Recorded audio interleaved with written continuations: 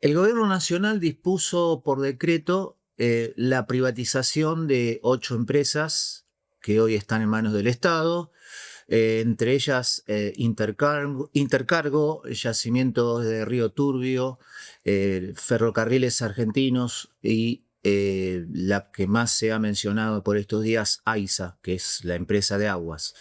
En este video vamos a conversar sobre este proceso de estatización, privatización, privatización y estatización, y te vamos a contar, haciendo un poquito de historia, cómo en realidad esto es un ciclo que se va repitiendo, en donde en definitiva los capitales privados terminan haciéndose de las inversiones que hace el Estado.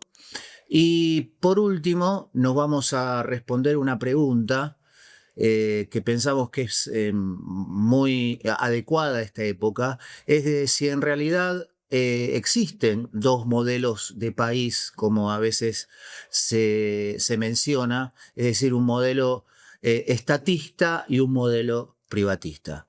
Para eso, Julián, vas a hacer algunas referencias históricas. Vamos a arrancar con un poquito de historia, Claudio, porque si lo vemos de manera estática, claro, caemos en esta disyuntiva de si se trata de modelos estatales o modelos privados, ¿no? Como si fuera una disputa congelada en el tiempo. Exacto. Como si no hubiera ningún desarrollo histórico de las cosas. En primer lugar, lo primero que tenemos que preguntarnos es cuál es el papel de los estados. Históricamente hablando, sabemos que los estados tienen un papel, por ejemplo, represivo, ¿no? Garantizar la represión sobre las clases dominadas. Bueno, no nos vamos a meter en este aspecto porque también cumplen otro papel, un papel económico. Un papel económico que justamente consiste en garantizar, en el Estado capitalista, en garantizar las inversiones de capital que no puede llevar a cabo la burguesía en tanto capitales individuales. Y ahí es donde encontramos el origen de la inmensa mayoría de las empresas estatales y por qué en determinado momento del capitalismo las empresas estatales tuvieron un peso tan importante y eran tan eficientes y eran inversiones de tanto volumen y eran intocables también. Sí. Aclaremos que esto no estamos hablando tampoco solamente del caso argentino. Esto es un proceso que se ha dado en el capitalismo a nivel mundial. Totalmente. Pero para poner el ejemplo referenciado, traemos dos casos. Por un lado, el caso del agua, es decir, de obras sanitarias, que era como se llamaba AISA antiguamente, y el caso de YPF, que siempre es como ese ejemplo cuando se habla de industrias estatales, por lo menos en nuestro país. Desde el punto de vista del agua, tenemos que decir que hay un problema. La burguesía en Argentina identificaba un problema sanitario muy importante. ¿A raíz de qué? De las distintas pestes que se fueron sucediendo a lo largo de la historia y del crecimiento, principalmente de la ciudad de Buenos Aires, ¿no? Claro. Cuando se da una serie de ciclos de pestes en el siglo XIX, ¿no? La última más importante que más impactó fue la fiebre amarilla, que culmina en 1871 y que termina mudándose la burguesía de los barrios de la zona sur hacia los barrios de la zona norte. Bueno, ahí comienzan a desarrollarse una serie de inversiones en tratamiento de agua y saneamiento, ¿no? de la ciudad. Sobre todo, principalmente, sobre el casco antiguo de la ciudad.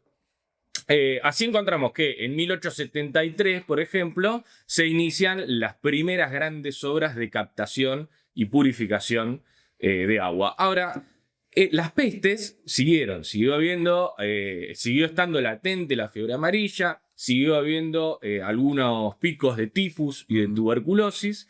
Por lo tanto, quedaba evidenciado que este problema no estaba resuelto del todo. Ahora bien, le tenemos que agregar otro elemento, que es la enorme oleada de inmigración que recibió la Argentina a finales del siglo XIX. Estamos hablando que para la primera década del siglo XX, Buenos Aires había recibido 4,5 millones de inmigrantes, con lo cual nada, la ciudad no daba abasto, literalmente, con las obras que se habían encarado en esa última parte del siglo del siglo XIX, perdón. Bueno, esto lleva en el año 1912 a la creación de Obras Sanitarias de la Nación.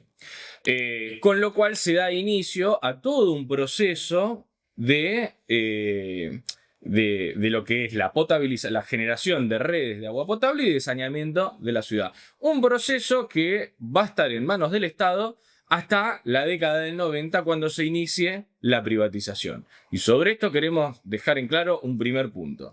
El Estado llevaba a cabo esta inversión en el saneamiento de la ciudad, primero, porque la inversión era demasiado grande como para que lo pudiera encarar un capitalista individual. No estaba dispuesto ningún capitalista de manera individual a realizar ese riesgo de inversión. Y por otro lado, porque todos estos beneficios no tendría a quién cobrárselos en ese momento el capitalista.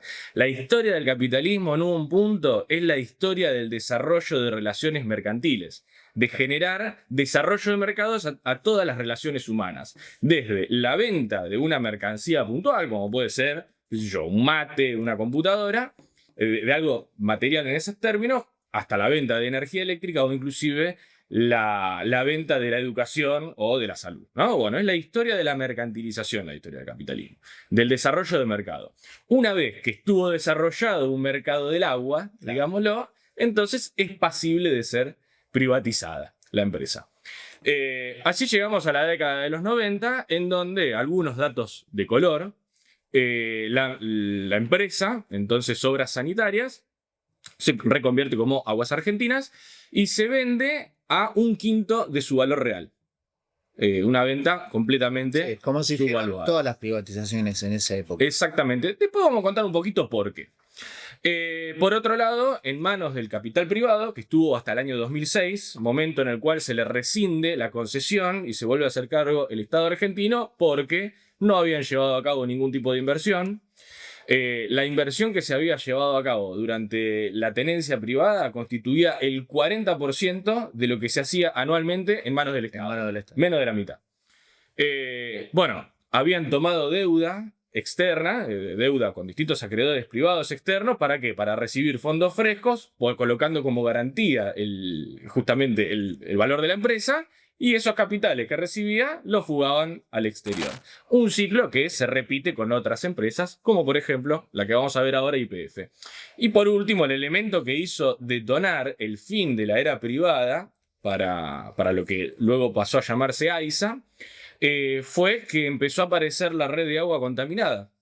Se empezó a detectar la presencia de arsénico en la red de agua. El arsénico es súper tóxico para la salud humana, deviene en cáncer. Bueno, la cuestión es que cuando se empezaron a realizar estudios en distintos puntos de la ciudad de Buenos Aires, de la provincia de Buenos Aires, y se empezó a encontrar arsénico, bueno, la situación escaló a escándalo público y de esa manera el gobierno se vio de alguna manera acorralado para volver a hacerse cargo de la empresa de agua. Volver a hacerse cargo y a desarrollar una inversión multimillonaria que tuviera que suplir toda la inversión que no se realizó durante los 15 años de gestión privada. Pasando un poquito a otro caso que nos parece interesante traer a colación, que es el de YPF, sobre todo a partir de todo este escándalo que ha habido sobre la indemnización que se le exige desde el Poder Judicial en Estados Unidos hacia la Argentina.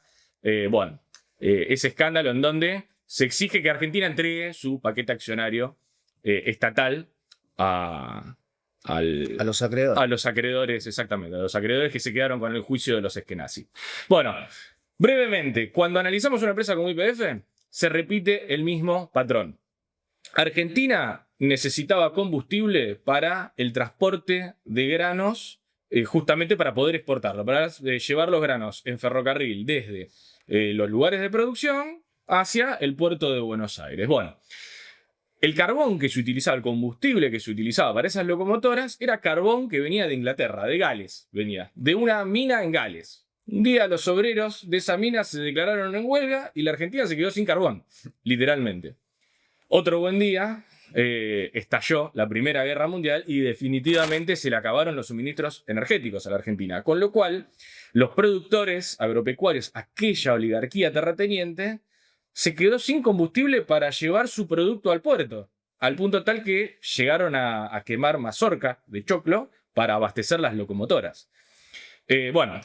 Toda esta crisis que se desarrolla durante la Primera Guerra Mundial energética genera que el Estado se ponga al frente de buscar otras fuentes de energía. Dentro de esas fuentes de energía estaba lo que después será Yacimiento Río Turbio y, YPF. En 1922, finalmente, con las reservas petroleras descubiertas en el sur de la Argentina, se funda la empresa estatal YPF. Entonces, de nuevo, el primer problema que había era resolverle un problema a la burguesía para darle continuidad a los negocios. Vos, con una ciudad apestada, no podés hacer negocios, y con un país sin recursos energéticos, tampoco podés hacer negocios. Y como no había un capital que pudiera hacerse cargo de esa inversión garantizando una ganancia, entonces llega el papá Estado, realiza la investigación de pozos petroleros, busca reservas petroleras, descubre reservas petroleras, realiza toda la inversión para poblar una zona, para empezar a sacar petróleo, hasta que en un momento ese petróleo empieza a ser rentable. Lo mismo que el agua. Bueno, el petróleo empezó a ser rentable mucho antes que el agua. A partir de ese momento, empezó una transferencia hacia el capital privado. Concretamente, donde se empieza a dar de manera más grosera fue a partir del gobierno de Frondizi, año 58, ¿no? Bueno, se utilizaba un sistema de contratos petroleros que no viene al caso. La cuestión es que se realiza un mecanismo de transferencia de yacimientos hacia el sector privado. Después, ya con la democracia, gobierno de Alfonsín, este sistema se profundiza y pasa a ser un sistema de subsidio. Por ejemplo, a las empresas petroleras se les compraba el petróleo y se les pagaba un valor de barril de petróleo superior a lo que después se lo vendía a las empresas de refino. Con lo cual hacían negocio de los dos lados. La refinadora compraban barato y las productoras obtenían el famoso precio del barril criollo. Exactamente. Bueno, sí. Después, con el gobierno de Cristina se aplicó el mismo esquema y se le dio ese nombre, ¿no? Exacto. Hasta que en la década del 90 viene de nuevo la privatización de YPF junto, por ejemplo, con la privatización de AISA. Y sobre esto me quiero detener un segundito, Claudio, para mencionar algo, aunque sea para dejarlo expuesto, que es el Plan Brady. Ajá. El Plan Brady, ¿por qué se privatizan todas estas empresas en la década de los 90? Porque Argentina tenía una crisis de deuda externa, pero no era un caso puntual de la Argentina nada más, sino que se conoció como el fenómeno de la deuda latinoamericana, en donde Estados Unidos, en este caso Nicolás Brady, que estaba al frente del Tesoro de los Estados Unidos, propone un sistema para sanear esta deuda financiera que tenían los países en Latinoamérica. Sí, la entrega de empresas a cambio de deuda. La entrega de empresas a cambio de deuda, pero no cualquier entrega de empresas. Claro. Porque estos capitales estaban asentados en los países, estaban recibiendo enormes subsidios. Por ejemplo, el Estado a través de YPF subsidiaba el barril de petróleo de las empresas petroleras privadas. Entonces, estos capitales decían, che, macho, yo no me quiero quedar sin mi subsidio. Entonces, el arreglo que hicieron fue, te entrego a la empresa muy barata, con eso obtengo liquidez, esa liquidez la utilizo para pagar la deuda externa y negocio redondo. Vos te quedas sin tu subsidio, pero a cambio te entregué todos los activos de la empresa a un precio de oferta. Y así llegamos a la situación en donde se rifa todo el patrimonio de YPF y se vende AISA, por ejemplo, a 1/5 de su valor real. Entonces, esto fue una movida global y tiene que ver con estos ciclos de privatización y estatización. Porque, ¿qué pasó? Por ejemplo, con AISA ya vimos que se descapitalizó y tuvo que salir papá Estado de nuevo al rescate de eso. Y ahora se está planteando una nueva privatización. En el caso de YPF pasó lo mismo. Repsol se hizo cargo de los yacimientos de YPF, los explotó, los secó, no invirtió en nueva exploración petrolera, es decir, en buscar nuevos recursos, nuevos yacimientos rentables, y nos quedamos sin reservas energéticas. Y perdón, te corto ahí, porque hay un detalle. Cuando se reestatiza YPF en el año 2012, era la época en que se había descubierto que Argentina era el segundo o tercer yacimiento más importante del mundo de shale oil y shale gas, que es la explotación no convencional, lo que hoy conocemos como vaca muerta, que en ese momento, muy bien lo dijiste vos, Repsol no había hecho ninguna inversión en ese sentido. Y estaba dispuesto a hacerla. Exacto, pero ¿qué pasa? Esto se conocía de antemano, incluso hubo un discurso muy famoso en su momento, en esa época, de Fidel Castro, haciendo hincapié en esta en este nuevo fenómeno de explotación de los hidrocarburos que se iba conociendo en el mundo. Era muy, muy novedoso en ese momento.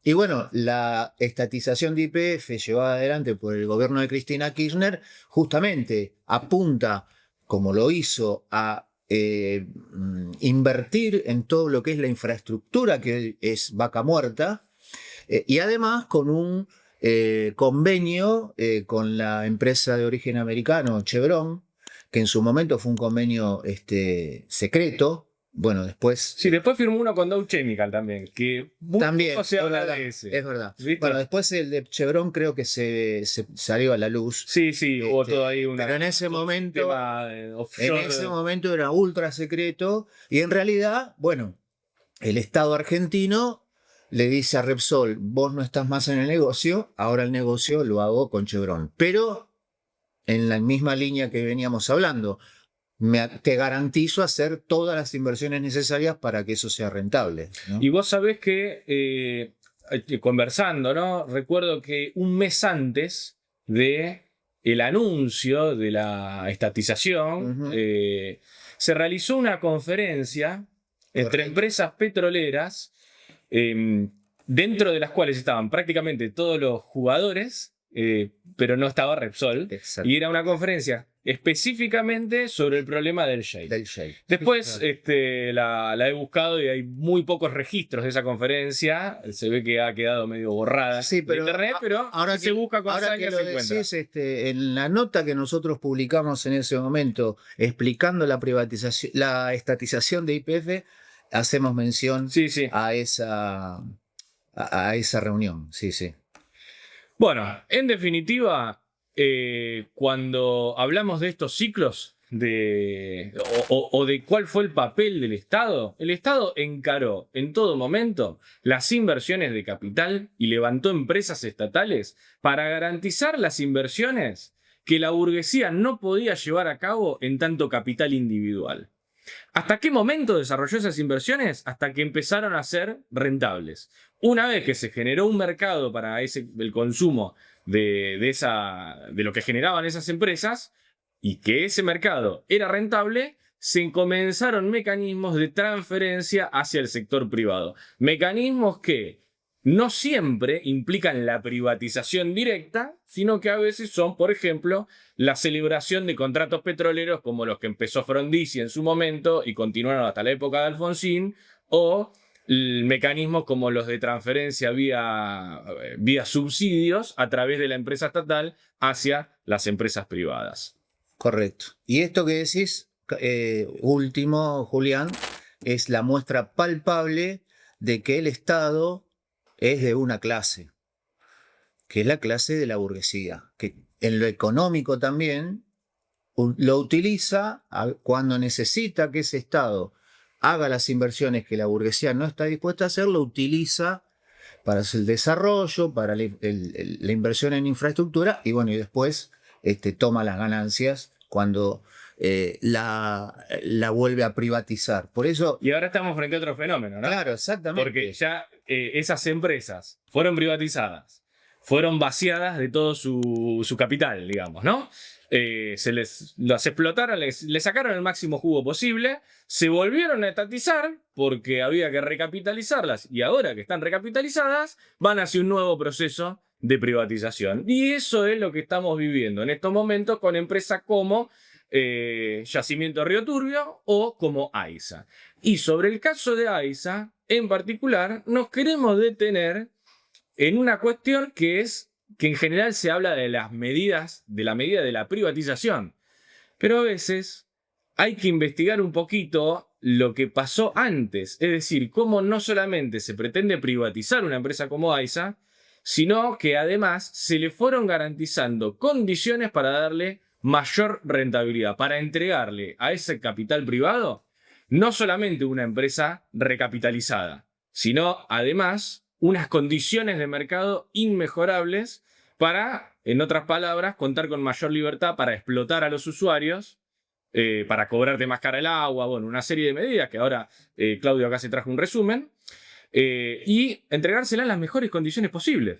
Bueno, no sé, Claudio, un poco Sí, para eso qué habías traído al respecto. Para eso te podemos contar que por la resolución 641 del año 23, que se firmó el 7 de diciembre del 23, es decir, 3 días antes de la finalización del gobierno de Alberto Fernández, se saca esta resolución en donde se obliga por la misma a que cada unidad funcional, es decir, cada vivienda, tenga su medidor propio de agua. Esto inclusive corre para los edificios de propiedad horizontal. Bueno, van a tener que ampliar la vereda entonces, ¿no? Para Sí, que bueno, los medidores, técnicamente sí, porque... no sabemos si se puede hacer o no, pero la resolución está. Es decir, que le amplía, digamos, el mercado, ¿no? A la empresa AISA en ese momento o ahora a la que venga a ganar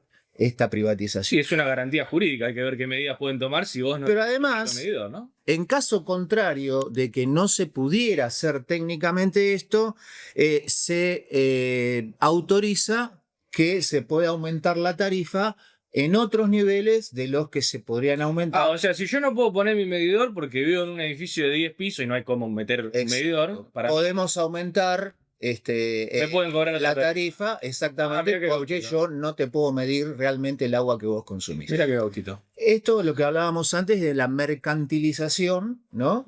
De un recurso tan preciado y tan esencial como es el agua. Sí, de un derecho humano. Ya ni En realidad se le puede es olvidar, es un derecho humano reconocido por las Naciones Unidas y la Organización Mundial de la Salud. No es algo que digamos nosotros. Esto con respecto a cómo se fue preparando el terreno con el otro gobierno, el gobierno de Alberto Fernández.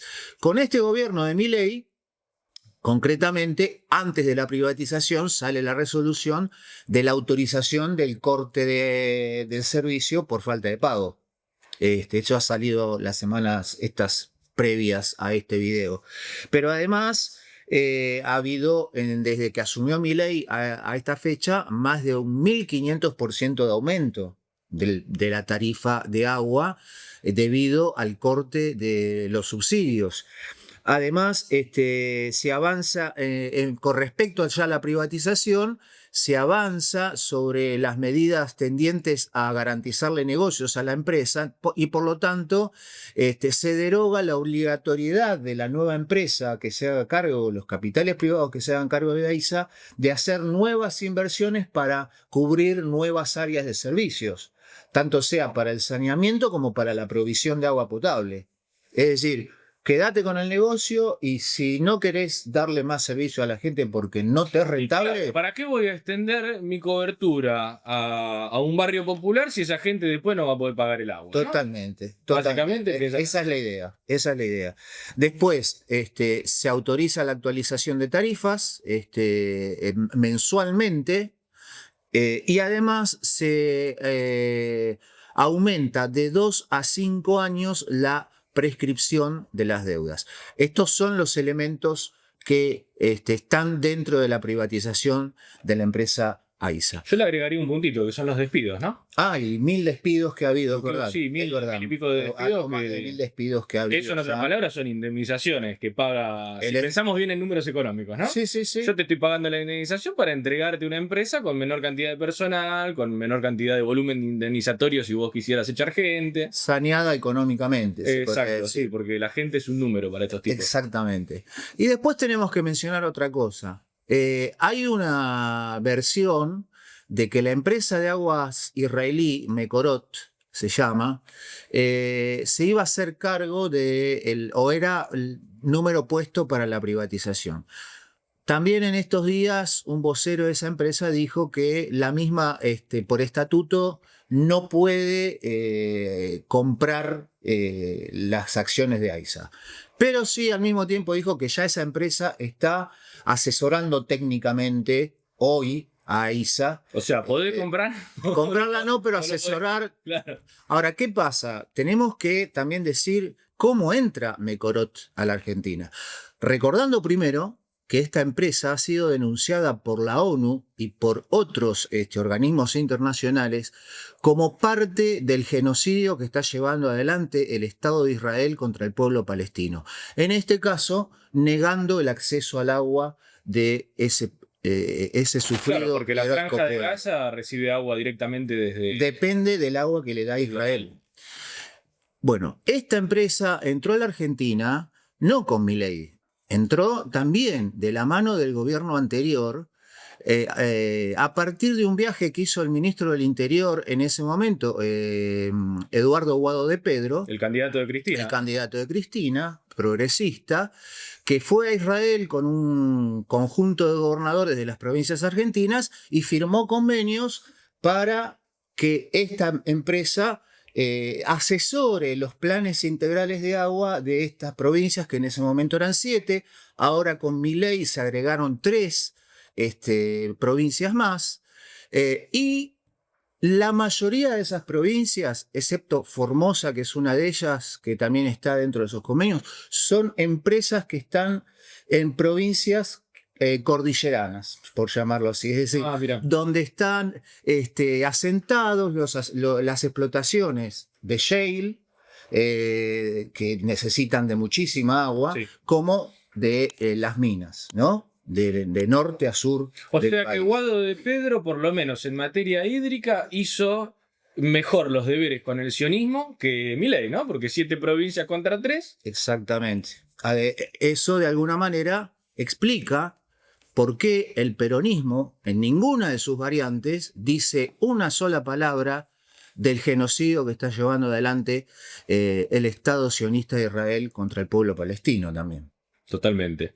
Bueno, para cerrar, si te parece, Claudio, hacer una última mención, ¿no? Estos ciclos, por llamarlo de alguna manera, de privatización y reestatización, primero no implica que existan 2 modelos de país. Uno de empresas privadas y otro de un modelo estatista, como determinados sectores del progresismo tienden a asimilar, sino que en realidad forma parte de la propia dinámica del sistema capitalista, que a veces necesita que el Estado cumpla un papel en economía y a veces necesita que cumpla otro papel diferente, pero siempre para hacer negocios para la clase dominante.